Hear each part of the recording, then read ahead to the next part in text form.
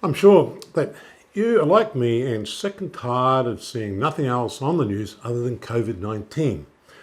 I was going to leave the subject alone for a while, but something came up in the news that really upsets me because it is so misleading and raises so many questions if you think about it. So I felt compelled to say something.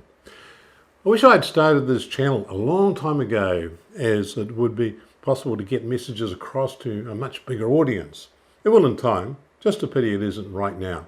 So if you like what I'm saying and it gets you thinking, I would really appreciate it if you could share this channel with as many others that you can. And of course, if you haven't already done so, please subscribe. So what precipitated me to talk about what I am today? Well, a couple of days ago, I watched a session in the Oval Office in which the CEO of Gilead, Daniel O'Day, was talking to the President and others about remdesivir. Gilead is a substantial pharmaceutical company which developed remdesivir as a drug to treat Ebola. It was not a particularly successful drug, but it is still protected by patents. Have a look at the 17-second clip.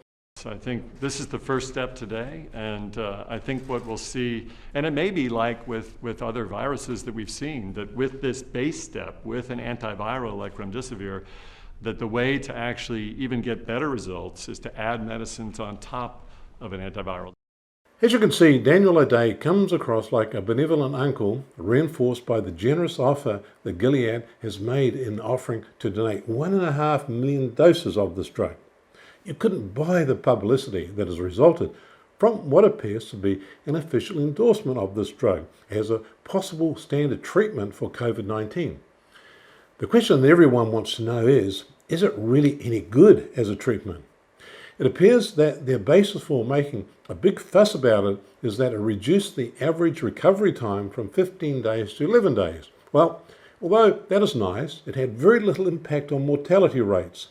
There are plenty of other natural solutions that would have achieved an improved recovery time without any potential risk. So is the benefit worth the risk?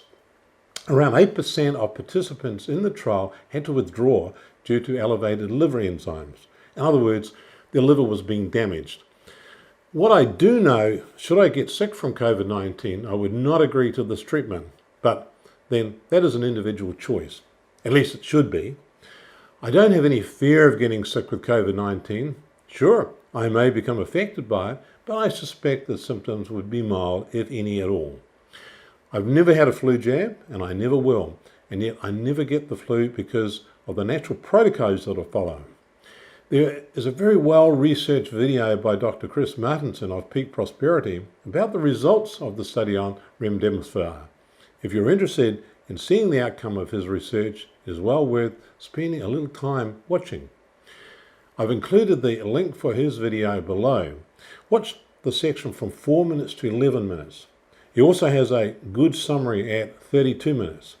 Now, back to the generous offer from Gilead of 1.5 million doses. It is not quite as generous as what it may seem at first glance, because a treatment requires multiple infusions. The 1.5 million doses will only be for about 140,000 people, depending whether it is a 5 or 10-day course. Okay, that sounds like a lot, and it is. But this is stock they had on hand, and it appears that the manufactured cost of this drug is only about $9 per treatment before overhead, profit, and allied costs.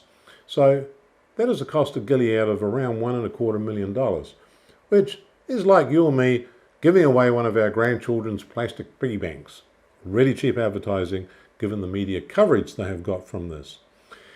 It will be interesting to see what they charge if this drug gets factored in as the treatment of choice for COVID-19, which is very likely, given that many of the doctors on the NIH advisory board have a financial affiliation with Gilead.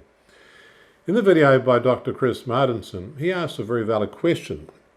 And that is why a clinical trial comparing hydroxychloroquine plus zinc with remdesivir has not been carried out, given the massive amount of positive evidence showing the efficacy of hydroxychloroquine, even without the zinc, which is known to enhance it further. Consider this. The Italian Rheumatology Society contacted 1,200 rheumatologists throughout Italy to find out how their chronic patients suffering from lupus and rheumatoid arthritis were getting on with COVID-19 infections. The rationale for this is that the standard treatment for these patients is hydroxychloroquine. The results? Out of the 65,000 patients tested, only 20 were positive for the virus. Nobody died. Nobody is in intensive care. There are also other very positive studies using hydroxychloroquine, but they hardly see the light of day. Why is that? Could it be because this drug is off patent and very cheap to produce, and as such, there is no money in it?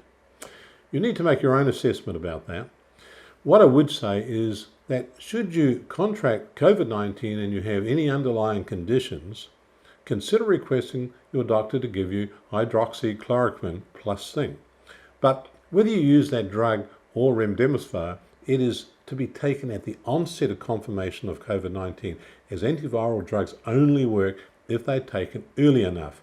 In fact, it appears from the study that those people who received remdesivir late in the stage had an increased mortality rate.